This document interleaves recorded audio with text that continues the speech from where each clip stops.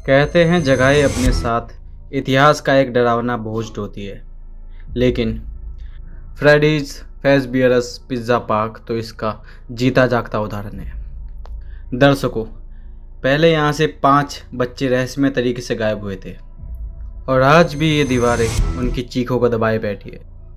सवाल यह है कि इस पार्क में ऐसा क्या है जो आज भी लोगों का शिकार कर रहा है। क्या ये कोई मनहूस इंसान है या फिर कोई बदमाश आत्मा? तो चलिए आज की इस कहानी शुरू करते हैं। 2023 की psychological horror film Five Nights at Freddy's. कहानी की शुरुआत होती है एक अंधेरे सीलन भरे कमरे से। वातावरण बिल्कुल वैसा ही है जैसा कोई पुराना सिक्योरिटी रूम होता है। चारों तरफ बेजान सीसीटीवी स्क्रीन, टूटे फूटे इलेक्ट्रॉनिक सामान और हवा में तैरता डर। और इस डर का सबसे बड़ा शिकार है एक आदमी जो बुरी तरह घबराया हुआ है। उसकी सांसें तेज है, आंखों में वही भयभीत नज़र जो तब आती है जब आपको पता चले कि कोई अदृश्य शक्ति आपका पीछा कर रही है। अचानक कैमरे के कोने से कुछ गिरने की आवाज़ आती है, बिना किसी वजह के। यह वही आखिरी तिनका है जो उसे कमरे से बाहर भागने पर मजबूर कर देता है। पर भागना इतना आसान नहीं। एक अदृश्य शक्ति जो उसे जकड़ लेती है और खींचती हुई एक डरावनी जंग लगी मशीन के सामने ले आती है। ये मशीन एक प्लायर टूल जैसी दिखती है जिसमें ब्लेड और गियर्स लगे हैं। वह आदमी झटपटाता है, आखिरी कोशिश करता है, लेकिन तभी एक ककड़ चीख के साथ सब कुछ सन्न हो जाता है। दृश्य कट, मतलब खेल शुरू हो चुका है। दृश्य बदलता है एक साधारण घर में जहां माइक अपनी छोटी बहन एबी के साथ रहता है। भाई बहन का रिश्ता प्यारा तो है, लेकिन यहाँ एक ड्रामा चल रहा है। एबी कोई आम बच्ची नहीं है। वह जिद्दी, चुपचाप रहती है, दिन भर बस अपनी ड्राइंग्स में खोई रहती है। माइक के लिए उसकी परवरिश एक मुश्किल काम है, खासकर तब जब उसे नौकरी भी करनी है। एक दृश्य में हम देखते हैं कि माइक एबी को जल्दी तैयार होने के लिए कहता है, लेकिन एबी की प्रतिक्रिया बिल्कुल ठंडी नहीं होती, वह बुझी हुई सी होती है। माइक की नौकरी एक मनोरंजन पार्क में सुरक्षा गार्ड की है। यहाँ एक दिलचस्प जानकारी सामने आती है। माइक एक किताब पढ़ रहा है, थियरी ऑफ ड्रीम्स। वह अपने साथी को समझाता है कि हमारा दिमाग सपनों और यादों में फ़र्क नहीं कर पाता। हम अपनी पुरानी यादों से सपनों के जरिए दोबारा जुड़ सकते हैं। उसका दोस्त इसे वाहियात थ्योरी बताता है, लेकिन माइक के लिए किताब उसकी जीवन रेखा है। और फिर एक दिन नौकरी पर ही एक ऐसी घटना होती है जो माइक की ज़िंदगी की दिशा बदल देती है। उसे लगता है कि कोई व्यक्ति एक बच्चे को उठा ले जा रहा है। अपने अतीत के आघात के चलते माइक टूट पड़ता है और उस आदमी की खूब पिटाई करता है। पता चलता है कि वह बच्चे का बाप था। नतीजा, माइक को नौकरी से हाथ धोना पड़ता है। बेरोजगार माइक एक करियर काउंसलर के ऑफिस में बैठता है। काउंसलर साफ साफ बता देता है कि माइक के अप्रत्याशित व्यवहार के चलते उसके पास विकल्प सीमित है। फिर भी वह उसे एक नौकरी का प्रस्ताव देता है, एक ऐसे मनोरंजन पार्क की रात की शिफ्ट में सुरक्षा गार्ड की, जो सालों से बंद पड़ा है। नाम है फ्रेडीज फेसबियरज। काउंसलर की शारीरिक भाषा और बात करने का अंदाज कुछ ऐसा होता है कि वह कोई खामोश समझौता प्रस्तावित कर देता है। यह चेतावनी भी देता है कि नौकरी उबाऊ है, पैसे कम हैं और रात की ड्यूटी है। माइक एबी की वजह से रात की शिफ्ट मानने से इनकार कर देता है, लेकिन काउंसलर का कार्ड ले तो लेता है। इस बीच घर पर एबी का व्यवहार और रहस्यमय हो जाता है। उसकी देखभाल करने वाली मैक्स बताती है कि एबी ने खाना नहीं खाया और बस अपने अदृश्य दोस्तों से बात करती रहती है। ये अदृश्य दोस्त आगे चलकर कहानी का बहुत बड़ा मोड़ बनने वाले हैं। दबाव बढ़ता है जब माइक की चाची एबी की हिरासत के लिए लड़ने की धमकी देती है। वह दावा करती है कि माइक एबी की देखभाल करने लायक नहीं है। यह एक भावनात्मक दृश्य आता है जहां माइक स्वीकार करता है कि उसकी चाची एबी से नहीं बल्कि सिर्फ उसके नाम पर मिलने वाले पैसों से मतलब है। मजबूरी में माइक वही काउंसलर वाली नौकरी स्वीकार कर लेता है और इस तरह वह दाखिल होता है उसी डरावने पार्क फ्रेडीज फेसबियरज में। पहली रात, अंधेरा, सन्नाटा और हवा में तैरता एक अजीब सा खतरा।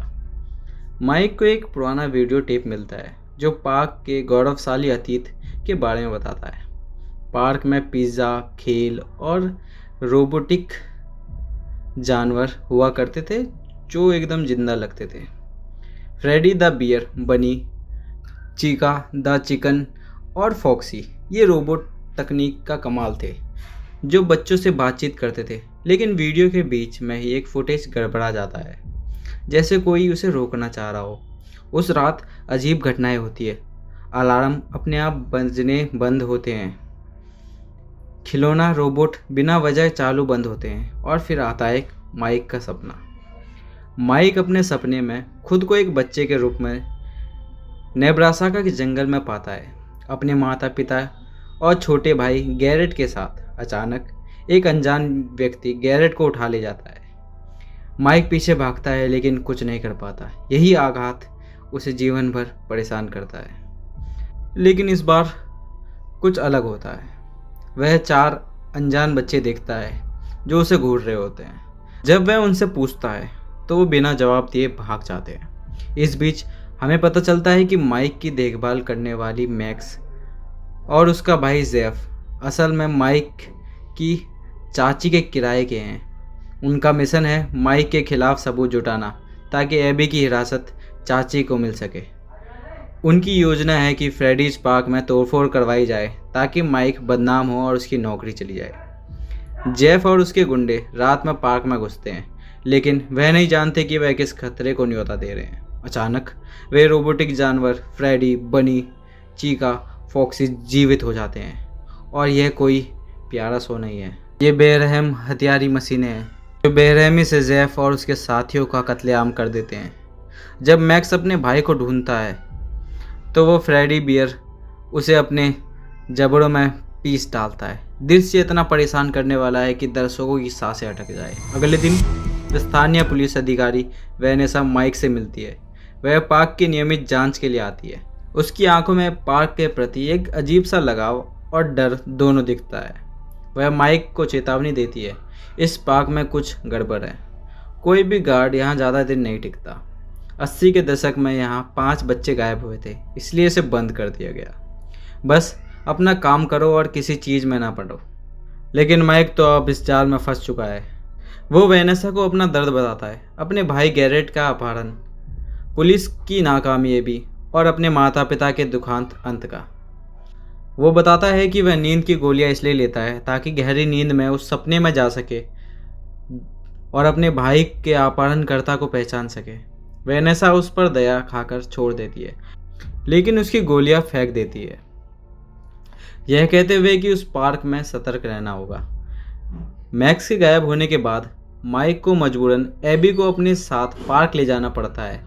एक रात एबी को एक बच्चे की आवाज़ सुनाई देती है जो उसे बुला रही है। वह माइक को जगाने की कोशिश करती है, लेकिन माइक गहरी नींद में होता है। एबी आवाज़ का पीछा करते हुए पार्क के अंदर चली जाती है और वहाँ उन रोबोट्स के सामने खड़ी होती है। और फिर कुछ ऐसा होता है जिसकी किसी ने उम्मीद नहीं की थी। एबी बोलती है, मैं जानती हूँ कि तुम वही हो जिसने मुझे बुलाया है। और हैरानी की बात है, फ्रेडी द बियर आगे बढ़ता है। एबी उनसे बात करती है, उनके साथ खेलती है। ये रोबोट उसके लिए जानलेवा मशीनें नहीं बल्कि दोस्त है। जब माइक जागता है और एबी को खतरे में देखकर हमला करने दौड़ता है तो एबी उसे रोक देती है। ये मेरे दोस्त है, ऐसा कहती है।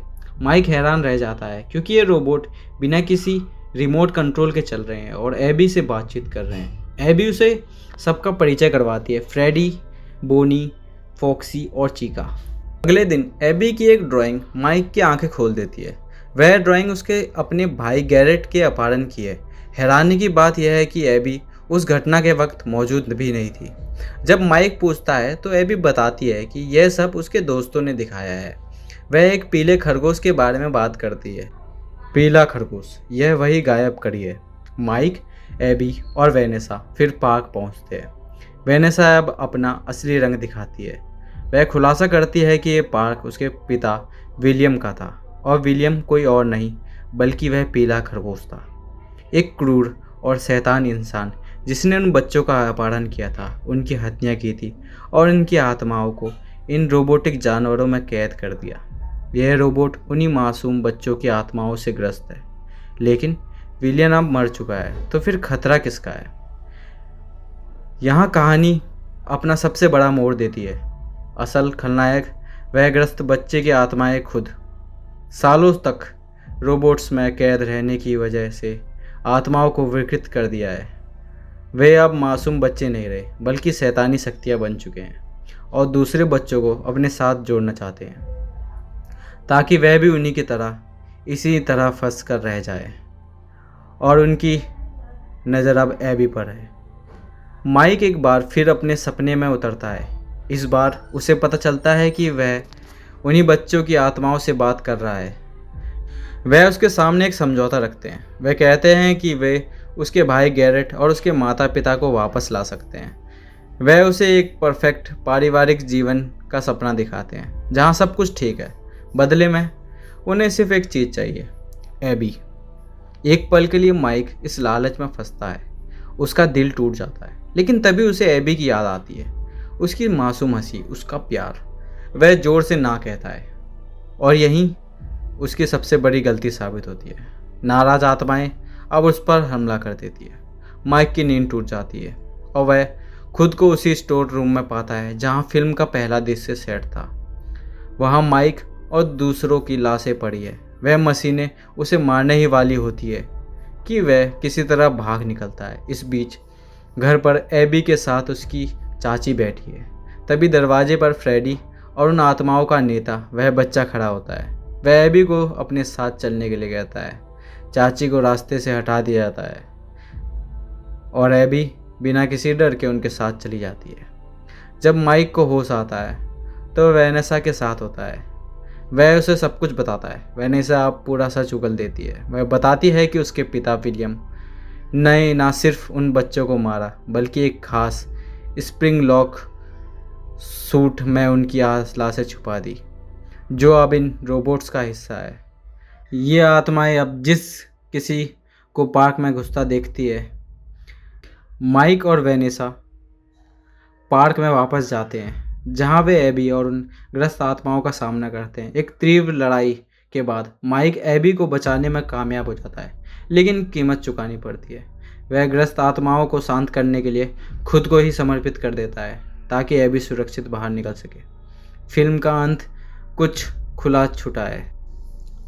जब माइक और वेनेसा एबी को बचाने के लिए पार्क में वापस जाते हैं, तब वेनेसा पूरी तरह खुल जाती है और बताती है कि उसके पिता विलियम ने न सिर्फ उन बच्चों की हत्या की, बल्कि एक खतरनाक स्प्रिंग लॉक मैकेनिज्म वाले सूट में उनकी लाशें छुपा दी, जो अब इन मशीनों का हिस्सा है। एबी को बचाने की जद्दोजहद में माइक और वेनेसा उन मशीनों को ध्वस्त करने में सफल होते हैं। वेनेसा अपने पिता पे गोली चला देती है। इस बीच वेनेसा भी गंभीर रूप से घायल हो जाती है।